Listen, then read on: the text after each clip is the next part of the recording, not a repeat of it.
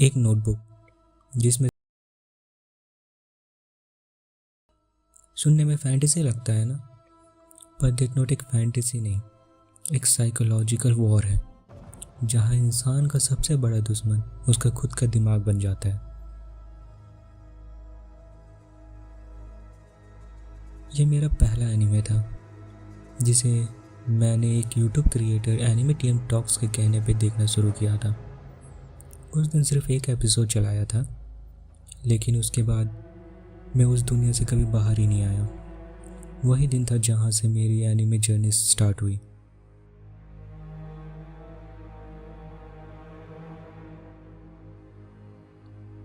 Death note की दुनिया simple नहीं है। ये एक ऐसे लड़के की कहानी है जो दुनिया से बुराई खत्म करना चाहता है और उसके पास एक ऐसी शक्ति आ जाती है जिससे वो देवता बन सकता है। लाइट यागामी, एक टॉपर स्टूडेंट, एक आइडियल बेटा, एक इंटेलिजेंट माइंड, लेकिन जब उसके हाथ में डेथ नोट आया उसने इंसाफ का मतलब ही बदल दिया।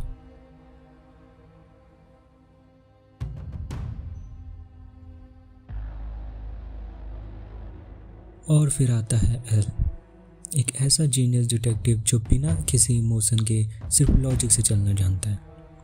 एल का अंदाज अलग था, बैठने का तरीका, चेहरे की शांति, लेकिन आंखों में एक तेज आग थी। ये दो लोग एक दूसरे के लिए बने थे। एक किलर था, एक हंटर, लेकिन किसने क्या किसको बनाया ये डिसाइड करना मुश्किल था।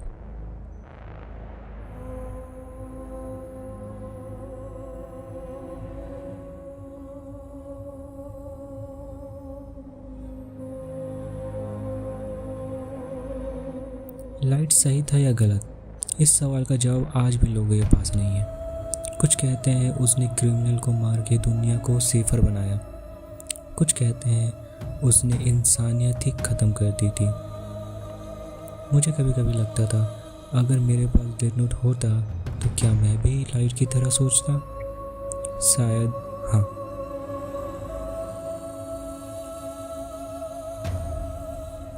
यह एनीमे सिर्फ दिखाता नहीं, ये सवाल करता है तुम क्या करोगे अगर तुम्हारे पास अल्टीमेट पावर हो? क्या तुम इंसाफ करोगे या बदला, या तुम भी लाइट की तरह पावर में खो जाओगे? डेथ नोट ने मुझे सिर्फ इंटरटेन नहीं किया, उसने मेरी सोच, मेरी वैल्यू, मेरी मोरालिटी सब को टेस्ट किया।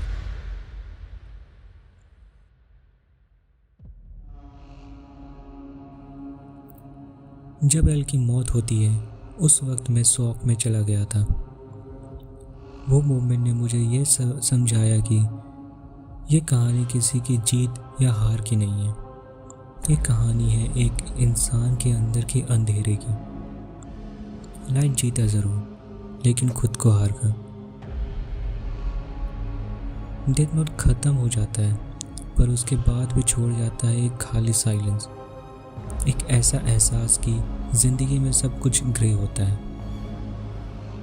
कोई पूरा हीरो नहीं होता, कोई पूरा विलन नहीं होता, और कभी कभी हम खुद भी नहीं समझ पाते कि हम किस साइड में हैं।